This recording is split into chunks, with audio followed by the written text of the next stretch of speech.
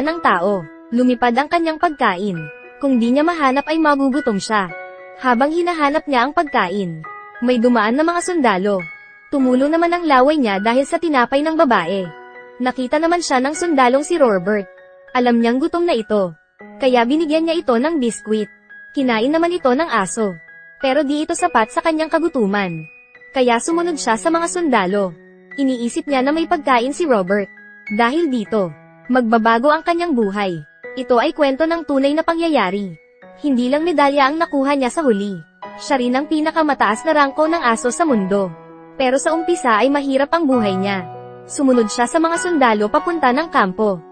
Pero hinaranggan ng dalawang bantay. Dahil di siya pwede roon. Umalis na lang siya. Agad namang, may naamoy siya mula sa labas ng pader. Nakita niyang butas ang pader. Nakita niya si Robert na nasa ensayo.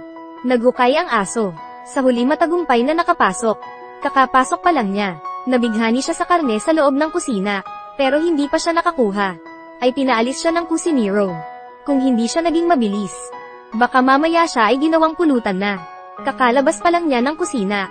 Nabangga niya ang binti ng sundalo. Pagtingin, yun pala ang taong hinahanap niya. Natuwa naman ang aso dahil dito.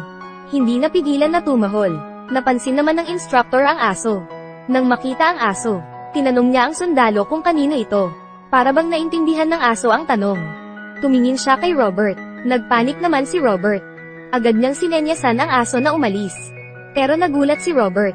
Dahil hindi naman pinaalis ng guro ang aso. Sinabihan siya na alagaan niya ito. Sa command ng leader, tumindig din ito ng tikas gaya ng sundalo. Dahil kakaibang aso siya, pati ang leader ay napatawa.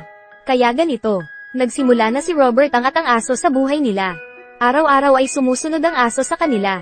Sa umpisa hindi pa niya alam ang kaliwa at kanan. Pero sa pagtagal ng oras, unti-unti na ring natuto ang aso. Kahit anong command ng leader, magagawa niya ang kilos na ukoy dito.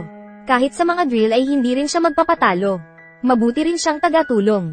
Kapag matapos ang mga sundalo sa pag-insayo, ibibigay niya ang papel sa leader. Unti-unting, naging parte na ang aso ng kanilang buhay. Pinangalanan din siya ni Robert na Stubby. Dahil meron na siyang pangalan. Sobrang natuwa si Stubby. Ngayon, biglang dumating ang general. Nang makita si Stubby, nagalit siya dahil kampo raw ito at hindi zoo. Tinanong kung saan galing ang aso. Hindi na nag-alinlangan si Robert. Sinagot niya na sa kanya ang aso. Saka nagselot. Nang makita ang ginawa ni Robert, ginaya rin ito ni Stubby. Dahil matalinong aso, pinuri siya ng general. Gusto niya itong maging mascot at manatili sa kampo. Dumating na ang inaasahan. Inutusan ang mga sundalo, na sumabak na sa gyera. Ngayong haharap na sila sa gyera. Nakaramdam si Robert ng takot. Mabuti at nandoon si Stubby. Parang nakaramdam si Robert ng pagkakalma. Naglakbay ng malayo. Nakarating na sila sa digmaan. Malala ang lugar na iyon. Naamoy pa sa paligid ang kamatayan. Hindi sila tuloy mapalagay. Ang mga kasama naman, ay wala ng gana at pagod na. Di nagtagal. Hinabol ni Stubby ang daga, na nagnakaw ng pagkain. Pagkatapos magbantay ng buong gabi, nakita nila ang unang liwanag. Pero ito ang tahimik bago ang gulo. Biglang may sumabog, nasabugan ang kanilang kasama. Nang makita ito, natakot naman si Stubby. Sa oras na ito, may isa pang bombang lumipad. Binuhat ni Robert si Stubby. Nang mawala ang usok, mabuti na okay lang sila. Agad namang, napansin ni Stubby na may kakaiba. Hindi na siya natakot. Lakas loob na tumakbo ito. Nahukay niya ang sundalo. Saka tumahol para humingi ng tulong. Mabuti at nakita agad. At nailigtas ang buhay nito. Nagpasalamat siya kay Stubby. Di nagtagal. Dinala sila ni Robert para mag-spy sa kalaban. Nakita nila ang mga ito. Magpapalipad sila ng gas na may lason. Hindi pa huli. Kailangan nilang sabihan ang mga aksama. Pero habang pabalik, nakita sila ng kalaban. Sa oras na ito, nakita ni Stubby ang nagtatagong kalaban. Nang tinurukan nito si Robert, tumalon si Stubby kay Robert para makailag. Pero ang malas ay, dahil nagulat ang mga kabayo, tumakbo ito. Kritikal na sandali, nilabas ni Robert ang gas mask. Para ipaalam ni Stubby sa lahat. Sumunod naman si Stubby. Tumakbo siya ng mabilis pabalik. Agad namang, nagpalabas ng kanya ng kalaban. Isang malaking tunog, na puno ng lason ang langit. Mabuti na lang, nakaabot pa si Stubby sa kampo. Kinagat niya ang gas mask ng sundalo. Saka tumahol. Naintindihan naman siya ng sundalo. Matapos niyang sinuot, pinaalam na rin sa lahat. Pagkatapos, tumakbo si Stubby sa kampo. Nilabas niya ang gas mask para sa mga sundalo. Sa tulong ni Stubby, nakaiwas sila sa peligro. Sa oras na iyon, nagpaputok na ng pangalawang kanya ng kalaban. Papunta iyon sa mga nakatira doon. Kritikal na sandali, mabilis na nakarating si Stubby sa leader. Tumahol-tahol siya rito. Napansin nila na may mali.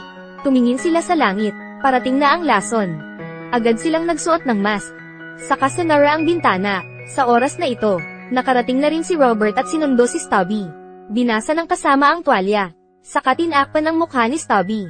Sa sandaling ito, napuno ng lason ang paligid. Mabuti na lang, hindi nasaktan ang mga tao. Dahil dito, tinuring nilang bayani si Stubby. Nagpasalamat ang mga tao sa kanya. Kahit nasira ang plano ng kalaban. Hindi naman dito nagtapos ang laban. Sa kabilang digmaan, nagkaroon sila ng problema. May isang kasama na natrap malapit sa kalaban. Delikado ang buhay niya. Hindi na nag-alinlangan si Stubby. Agad siyang tumakbo sa digmaan. Habang umuulan ng mga bala, hinanap ni Stubby ang kasama. Dahil sa kanyang determinasyon, nahanap niya ang kasama na nasa butas. Pero siya ay sugatan at di makagalaw. Humingi naman ng tulong si Stubby. Nang makita ang lokasyon, nagpalabas sila ng mga smoke bombs. Habang may usok, agad nilang kinuha ang kasamang sugatan.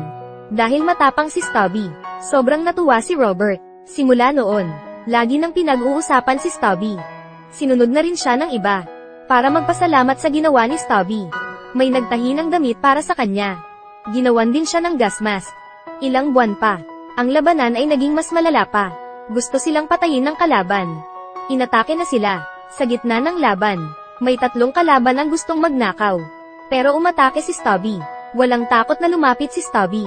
Nang hinabol siya ng mga kalaban, nasa likod pala sina Robert. Sa pagkakaisa nila, nakontrol nila ang 3 kalaban. Di nagtagal, naghagis ng bomba ang kalaban. Napadpad ito sa likod ng sundalo. Kritikal na sandali, mabilis na kinuha ni Stubby ang bomba. Matapos sumabog, nakahiga na lang si Stubby sa lupa. Dahil malala ang sugat, kailangan siyang dalhin sa ospital. Simul nang umalis si Stubby. Namimiss siya ni Robert palagi. Minsan nai-imagine pa niya. Pero sa huli ay nadismaya lang. Ilang buwan pa, unti-unting gumagaling si Stubby. Namimiss niya rin si Robert. Kaya lumabas siya ng ospital. Hinanap niya si Robert. Nahirapan makabalik sa dating lugar. Dahil nawasak na ito, wala na roon si Robert. Pero di siya susuko. Kahit na may sugat ay nagpatuloy pa rin. Hindi rin maayos ang kalagayan ni Robert. Nagkasakit si Robert. Delikado na rin ang buhay niya. Sesuko na sana si Robert. Biglang may dumating sa harap niya. Nang makita si Stubby, nagkaroon ng pag-asa si Robert. Sa tulong ni Stubby, unti-unting gumaling si Robert. Ilang buwan pa, bumalik sila ulit sa digmaan. Habang nagpapahinga, napansin ni Stubby na may mali. Sinundan niya ang pang-amoy. Nakita nila ang isang suspesyadong tao. Tinulak niya si Stubby. Mukhang may masamang mangyayari. Mabuti at nakarating din sina Robert. Isang spy pala ito. Palihim siyang pumasok para makakuha ng impormasyon. Dahil sa katapangan ni Stubby, nagpa siya silang gawin siyang sergeant. Ang kanyang kwento ay kumalat na rin sa mga balita. Di nagtagal, nakatanggap sila ng mabuting balita. Sumuko na ang kalaban. Ibig sabihin tapos na ang digmaan. Matapos ang ilang taon ng labanan. Sa wakas nakauwi na rin sila. Pagbaba nila ng barko, nakatanggap ng pagbati si Stubby.